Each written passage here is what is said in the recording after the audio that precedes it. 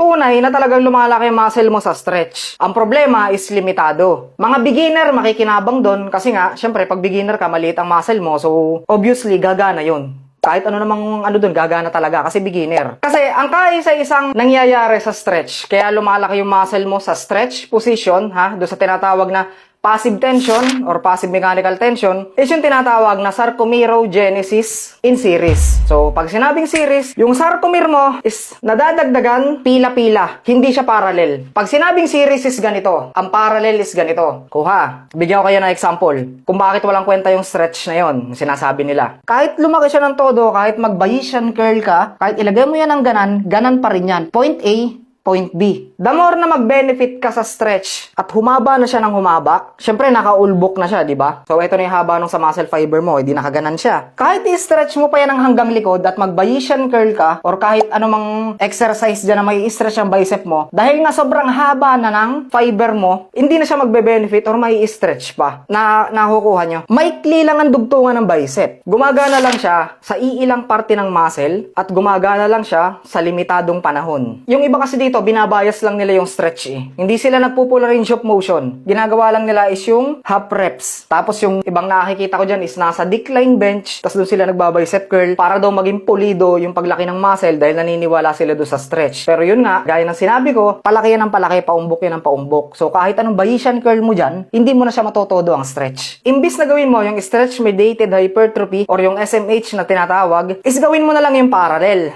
Or yung tinatawag nila na CSA, cross-sectional area. Imbis na papahabain mo yung sarcomere mo, padamihin mo na lang. Di ba? Nakinig na yun na iba, yung tinatawag na myofibrillar hypertrophy. So, syempre, ang pampatrigger nun is myops na tinatawag. Myofibrillar protein synthesis. Yan, ito yung muscle fiber mo. Kailangan mong gawin is yung active mechanical tension. So, wag na wag mong pababayaan yung concentric. Full range of motion pa rin. Pag mag-a-add ka ng contractile units or ng panibagong sarcomere o ng fiber, yan, magiging dalawa siya. Yan, padagdag siya ng padagdag. Kuha. Ayan yung parallel na tinatawag. So, padami ng padami yung fiber mo hanggang sa kumapal siya ng kumapal. Mas maraming fiber, mas maraming sarcomere. Pag mas maraming sarcomere, mas maraming myosin head. Pag mas maraming myosin head, mas marami kang pwedeng ilagay sa plate at mas makakabuhat ka ng mas mabigat, mas malakas ka. Kaya lagi ko sinasabi na hindi nyo pwedeng ibayas yung passive tension. Wala yung kwenta or wala yung base. Ang kailangan mong gawin para mag-build ng muscle is active mechanical tension. So pag magpe-perform ka ng exercise, gawin mo lang yung normal na full range of motion.